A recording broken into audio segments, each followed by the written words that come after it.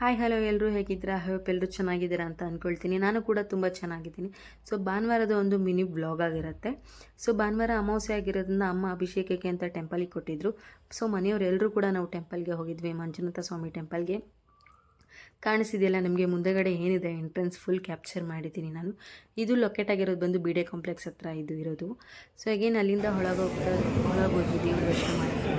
So Manjunatha ಸ್ವಾಮಿ ದೇವಸ್ಥಾನ capture ಮಾಡಿದ್ದೀನಿ, ಎಷ್ಟಾಗುತ್ತೋ ಅಷ್ಟು ಕ್ಯಾಪ್ಚರ್ ಮಾಡಿದ್ದೀನಿ. ಆ್ಯಕ್ಚುಲಿ ಫೋಟೋ ವೀಡಿಯೋ ಇರೋಂಗಿಲ್ಲ, ಬಟ್ ಅದು ಸ್ವಲ್ಪ ಕ್ಯಾಪ್ಚರ್ ಮಾಡಿದ್ವಿ. ಸೊ ಅಮಾವಾಸ್ಯೆ ಆಗಿರೋದ್ರಿಂದ ನಾರ್ಮಲಾಗಿ ಇದ್ದರು ಜನ. ಆಮೇಲೆ ಸ್ವಲ್ಪ ರಶ್ ಆಗಿತ್ತು.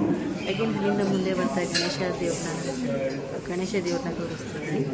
ಅಗೇನ್ ಅಮಾವಾಸ್ಯೆ ಆಗಿದ್ದರಿಂದ ಅಲಂಕಾರ ಕೂಡ ಎಲ್ಲ ದೇವ್ರಿಗೂ ತುಂಬ ಚೆನ್ನಾಗೇ ಮಾಡಿದರು. ಅಗೇನ್ ಅಲ್ಲಿಂದ ಬ್ಯಾಕ್ ಸೈಡ್ ಬಂದಾಗ ಶಿವನ ದೇವಸ್ಥಾನ, ಶಿವನ ಒಂದು ವಿಗ್ರಹ ಕಾಣಿಸಿದೆಯಲ್ಲ, ತುಂಬ ಚೆನ್ನಾಗಿತ್ತು. ಆ ವಾತಾವರಣನೇ ನೋಡೋಕ್ಕೆ ತುಂಬ ಚೆನ್ನಾಗಿತ್ತು, ಏನೋ ಒಂಥರ ಮನಸ್ಸಿಗೆ ಖುಷಿ ಅಂತ ಅನಿಸುತ್ತೆ.